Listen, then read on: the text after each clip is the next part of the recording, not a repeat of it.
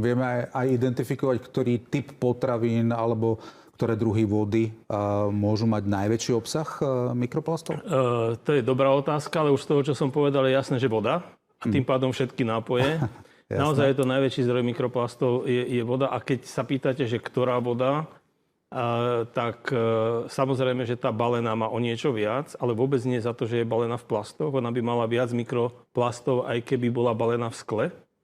Zaujímavé. Veľmi zaujímavé, pretože tie mikroplasty... Dobre, ešte jeden príklad. Klasický plastový obal na vodu je PET fľaša. Keď sa robila analýza, ktoré mikroplasty sú v tej PET fľaši, ktoré sa tam nachádzajú, tak prekvapenie aj pre vedcov bolo, že najväčší podiel sú polyamidy, vôbec nie PET. A práve preto, že silón je vlastne polyamid a silónky a tesilky, čo sme mali ešte za socializmu volakedy, tak to je práve ten najväčší zdroj mikroplastov. A potom, keď hovorím vodovodná alebo balená, zase bez ohľadu na to, či v plaste, alebo v čomkoľvek inom. Tá balená voda sa pripravuje filtráciou, čistením a podobne.